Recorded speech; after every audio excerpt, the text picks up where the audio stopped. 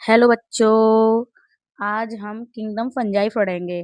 जगत कवक, इसके बारे में हम डिटेल में पढ़ेंगे। इसके अध्ययन को माइकोलॉजी कहते हैं। फंजाई के अध्ययन को माइकोलॉजी कहते हैं तथा जीव जगत में इसका विशेष स्थान है। जो 5 किंगडम क्लासिफिकेशन था उसमें ये तीसरे नंबर का जगत है, जिसका जीव जगत में विशेष स्थान है। नेक्स्ट है ये सार्वभौमिक होता है। मतलब सार्वभौमिक मतलब हर जगह पाया जाता है इसका वास स्थान, जैसे हवा, जल, मिट्टी, जंतु, पौधे, नम एवं गर्माहट वाले क्षेत्रों में।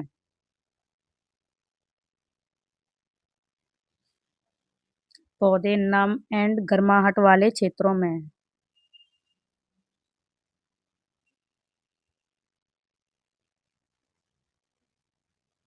ओके।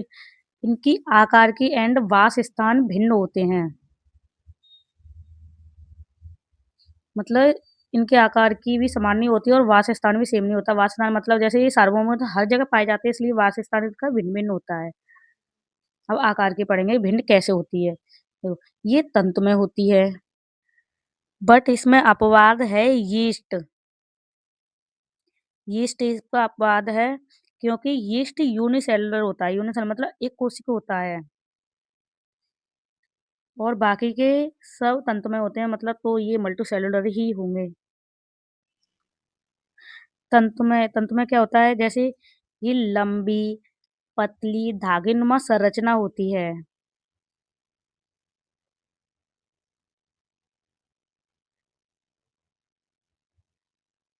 जिसे कवक तंतु कहते हैं।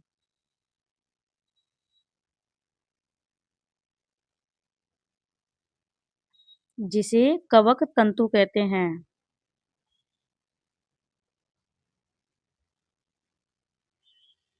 ओके।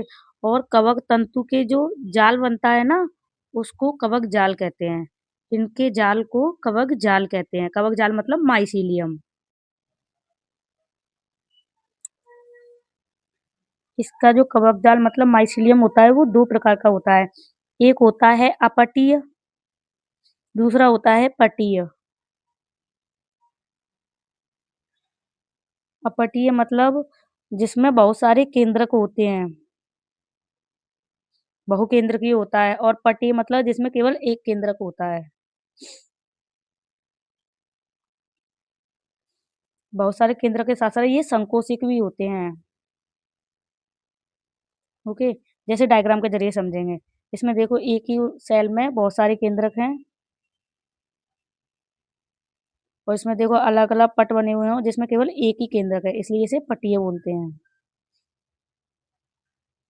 कुछ कवक तंतु सतत नलिकाकार होते हैं। नेक्स्ट पॉइंट है, कुछ कवक तंतु सतत एवं नलिकाकार होते हैं, जिसमें बहुकेंद्रकीय कोशिका द्रव्य भरा होता है।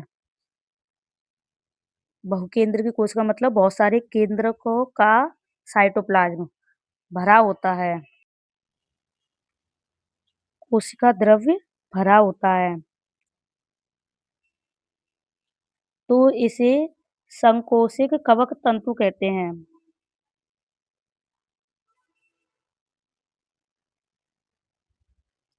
संकोशिक कवक तंतु कहते हैं।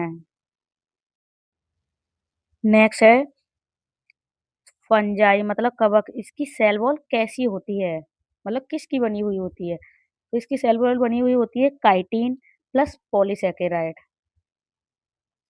Chitin and polysaccharide.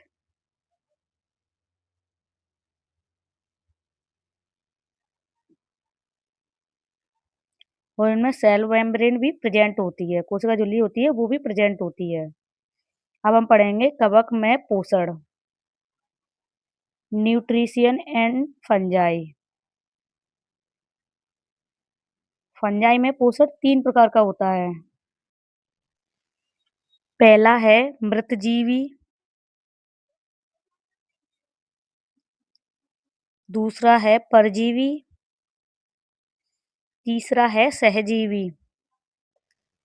मृतजीवी क्या होता है? ये मृत बस्ट्रेट्स से घुलनशील कार्बनिक पदार्थों को अवशोषित कर लेती है। मतलब ये है कि ये मृत कार्बनिक पदार्थों से भोजन को अवशोषित करता है, इसलिए इसे मृतजीवी भी कहते हैं। कार्बनिक पदार्थों को अवशोषित कर लेती है।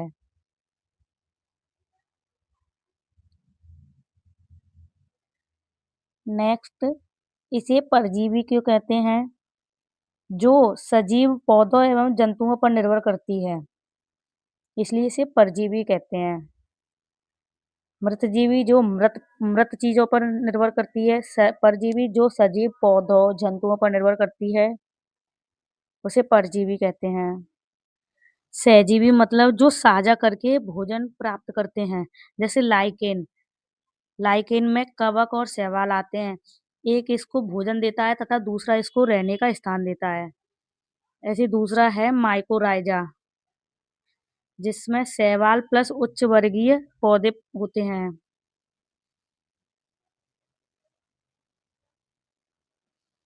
माइकोराइजा को कवक मूल भी कहते हैं। उच्च वर्गीय पौधे माइकोराइजा को कवक मूल भी कहते हैं। ये कंप्लीट हुआ कवक में पोषण। अब हम पढ़ेंगे रिप्रोडक्शन इन फंजाई, मतलब कवक में जनन।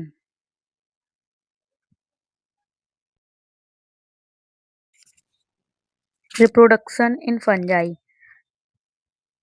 और हाँ, अगर आपने चैनल को अभी तक लाइक एंड सब्सक्राइब नहीं किया है तो प्लीज प्लीज एक बार कर दीजिए।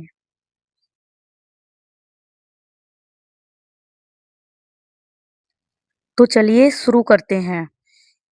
फंजाई में जनन कितने प्रकार का होता है? 3 प्रकार का। पहला है कायिक जनन, वेजिटेटिव रिप्रोडक्शन। दूसरा है अलैंगिक जनन, एसेक्सुअल रिप्रोडक्शन। तीसरा है लैंगिक जनन, सेक्सुअल रिप्रोडक्शन। कायिक जनन में कौन कौन सा होता है? पहला है खंडन तरीके से होता है, दूसरा विखंडन तरीके से, तीसरा मुकुलन। इन 3 तरीकों से कायिक जनन होता है। ओके। अब अलैंगिक जनन। अलैंगिक जनन, इसमें पहले बीजाणु बनते हैं, जिसे कोनिडिया कहते हैं। ये बहिर्जात होता है, मतलब बाहर से।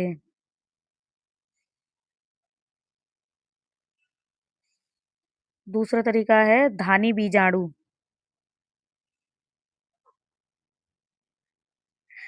ये अंतर्जात होता है, मतलब अंदर से होता है।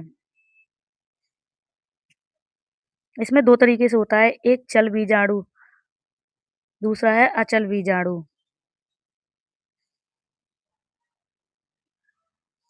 चल बीजाणु मतलब गतिशील, अचल मतलब अगतिशील। और तीसरा तरीका है लैंगिक जनन। इसमें निषिक्तोड ओस्पोरा द्वारा, दूसरा एस्कस द्वारा, तीसरा है वैसिडियम बीजाणु द्वारा। एस्कस बीजाणु द्वारा, तीसरा है वैसिडियम बीजाणु द्वारा।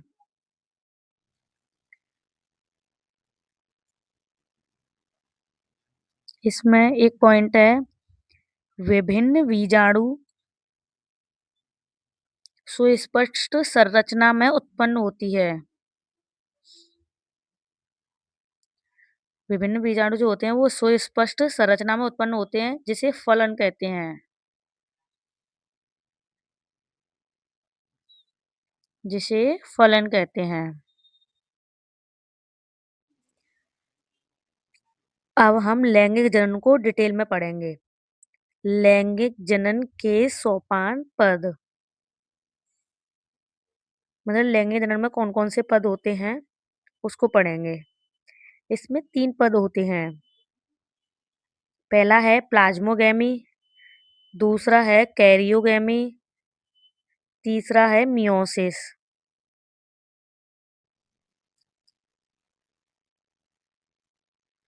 मियोसिस।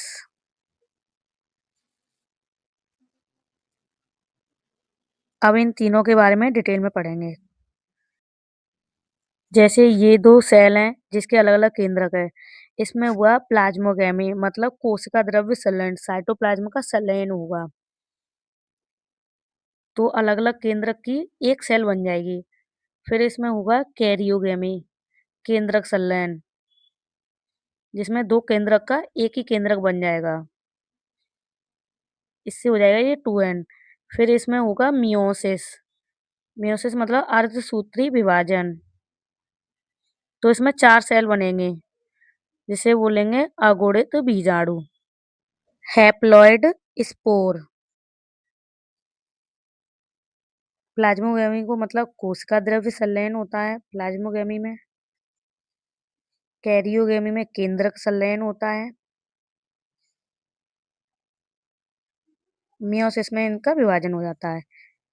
अब एक नोट पॉइंट लिखेंगे। एस्कोमाइसिटीज में द्विकेंद्र की अवस्था देखी गई है। मतलब वैसे अगुणित बीजाणु बनते हैं, लेकिन एस्कोमाइसिटीज में द्विकेंद्र की अवस्था है। ऐसी परिस्थिति को केंद्रक युग्म तथा इस अवस्था को द्विकेंद्र की अवस्था या प्रावस्था कहते हैं। ऐसी परिस्थिति को केंद्रक युग्म तथा ऐसी अवस्था को द्विकेंद्र की अवस्था या प्रावस्था कहते हैं।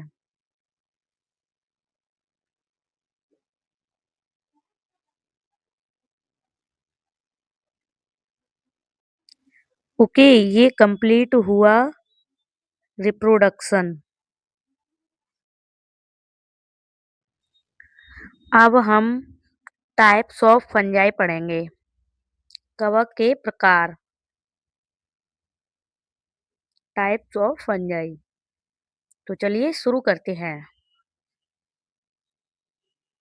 बीजाणु फलनकाय की बनने की विधि को विभिन्न वर्गों में विभक्त किया गया है।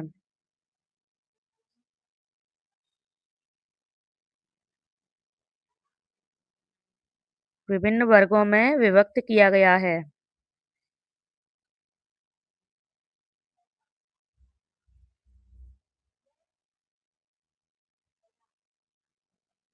इसमें पहला है फाइकोमाइसिटीज। दूसरा है एस्कोमाइसिटीज।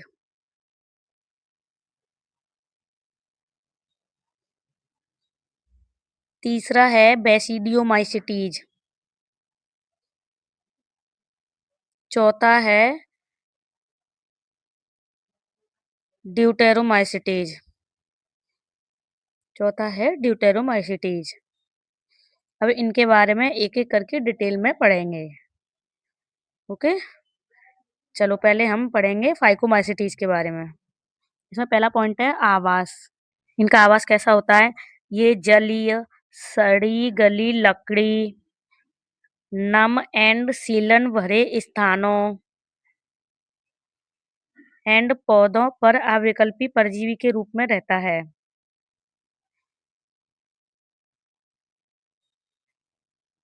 स्थानों एंड पौधों पर अविकल्पी परजीवी के रूप में रहता है।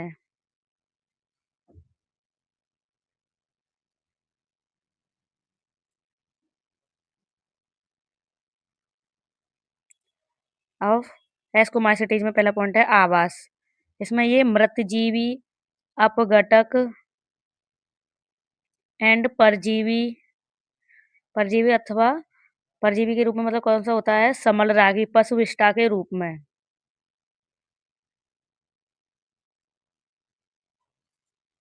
पशुविष्टा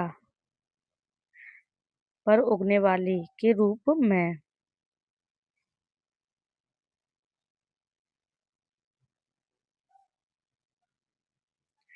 अब हम पढ़ेंगे बेसिडियोमाइसिटीज। इनका आवास कैसा होता है? ये मिट्टी, लट्ठों, वृक्ष के ठूंठों, सजीव पादपों के अंदर परजीवी के रूप में रहता है।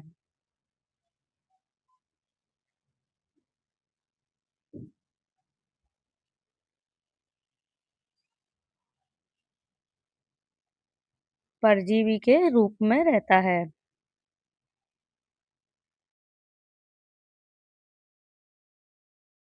अब ड्यूटेरोमाइसिटीज में पढ़ेंगे। कुछ सदस्य होते हैं इसके वो मृतजीवी एवं परजीवी के रूप में होते हैं। ड्यूटेरोमाइसिटीज के जो कुछ सदस्य हैं वो मृतजीवी एवं परजीवी के रूप में होते हैं, बट अधिकांश खनिज चक्र में सहायता करते हैं, मतलब अपशिष्ट के अपघटक होते हैं।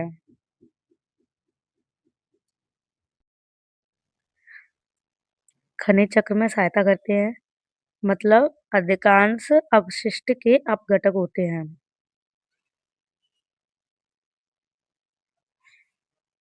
अब फाइकोमाइसेटीज में दूसरा पॉइंट है कवक जाल। इसका कवक जाल कैसा होता है? अपटीय तथा बहुकेंद्रित। और एस्कोमाइसिटीज का कवक जाल कैसा होता है? शाखित, पटीय एवं एक केंद्रकीय।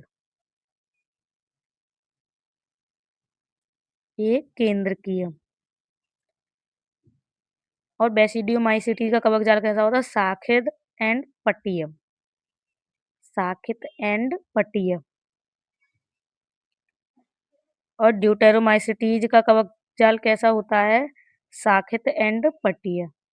मतलब फाइकोमाइसिटीज का कवक जाल अलग होता है, अपटीय बाकी सबका सेम होता है, शाखित एंड पटीय। माइसिटी अब फाइकोमाइसिटीज में नेक्स्ट पॉइंट है जनन। इसमें अलैंगिक जनन कैसे होता है? चल एवं अचल, मतलब धानी बीजाणु तरीके से होता है जो अंतर्जातीय होता है।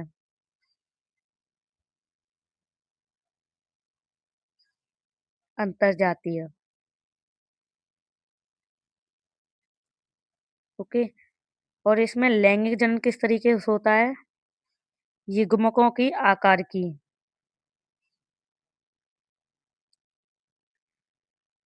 अगर इनकी आकार की एक जैसी होगी तो समयुग्मजी होंगे। समान आकार की मतलब समयुग्मजी। और भिन्न आकार की होगी तो विषमयुग्मजी। अगर इनकी आकार की भिन्न होगी तो ये विषमयुग्मजी होंगे। विषम एंड असमयुग्मजी। या तो विषम कह लो या असम कह लो, एक ही बात है। ओके। अब एस्कोमाइसिटीज में नेक्स्ट पॉइंट है जनन। अब इसमें जनन के बारे में पढ़ेंगे। इसमें अलैंगिक जनन किस तरीके से होता है? अलैंगिक बीजाणु द्वारा। इसमें धानी बीजाणु द्वारा होता था फाइकोमाइसिटीज में, और एस्कोमाइसिटीज में लैंगिक बीजाणु द्वारा होगा। इसमें कवक जाल बनाती है, देखो किस तरीके से बनाती है। पहले इसमें कोनिडिया होती है, मतलब अलैंगिक बीजाणु द्वारा जिसे कोनिडिया कहते हैं, ये अंकुरित होकर कवक जाल बनाती है। ओके। अब कोनिडिया क्या होती है? जो विशिष्ट कवक जाल बहिर्जात रूप में उत्पन्न होती है। जो विशिष्ट कवक जाल बहिर्जात रूप में उत्पन्न होती है, जिसे कोनिडियम धर कहते हैं।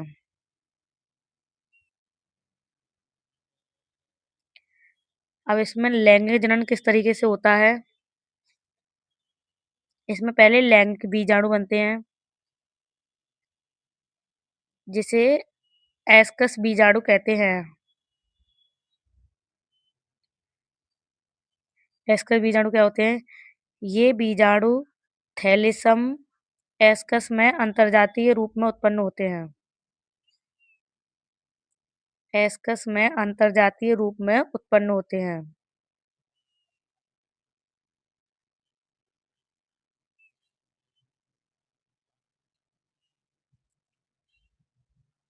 ओके। एसआई जो एस्कस का एक वचन है।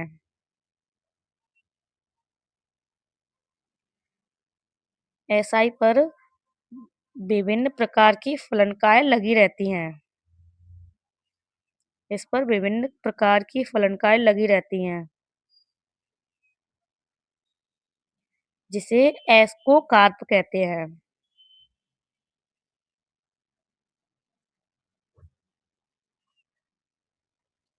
एस्कोकार्प कहते हैं। अब हम बेसिडियोमाइसीटीज में जनन के बारे में पढ़ेंगे। इसमें जनन अलैंगिक जनन एब्सेंट होता है, बट कायिक जनन होता है वो खंडन विधि द्वारा होता है। और इसमें जो लैंगिक अंग होते हैं वो एब्सेंट होते हैं। लैंगिक अंग एब्सेंट होते हैं, बट इसमें प्लाज्मोगेमी विभिन्न स्ट्रेनों वाली 2 कायिक सेल या जीन प्रारूप के संलयन से होता है।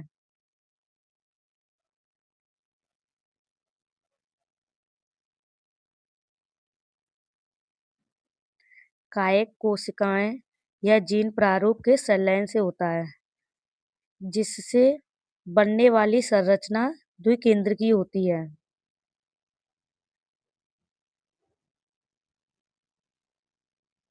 बनने वाली संरचना द्विकेंद्रकीय होती है। अंत में इसमें बेसिडियम बनते हैं। बेसिडियम बनते हैं, जिसमें केंद्रक संलयन होता है तथा मियोसिस होती है। केंद्रक संलयन होता है एंड मियोसिस होती है। केंद्रक इन दोनों से बनते हैं 4 बेसिडियम। 4 बेसिडियम बनते हैं जो बहिर्जात उत्पन्न होते हैं।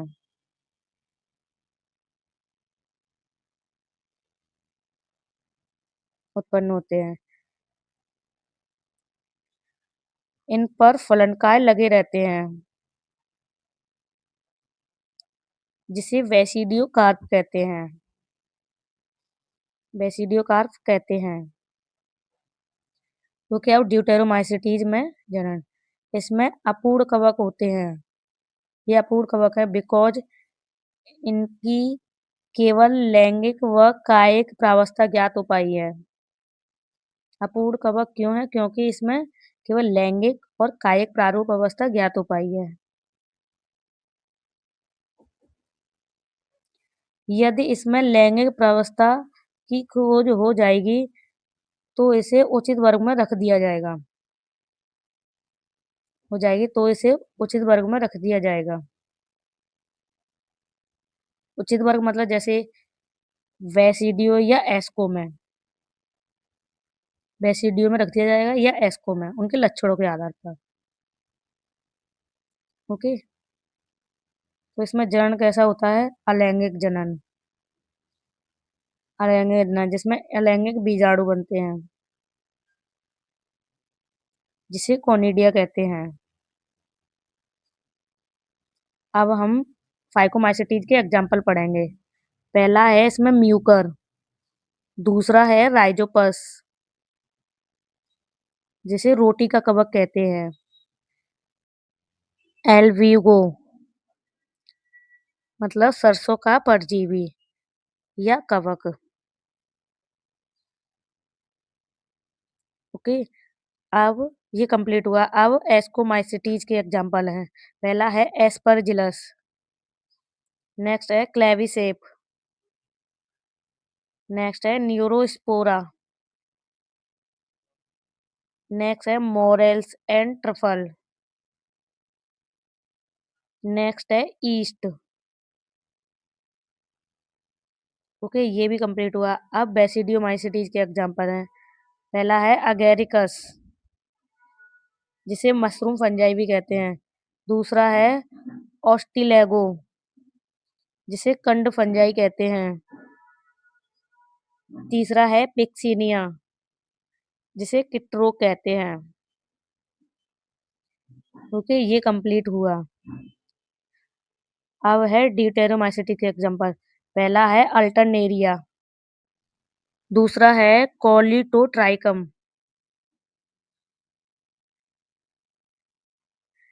तीसरा है ट्राइकोडर्मा।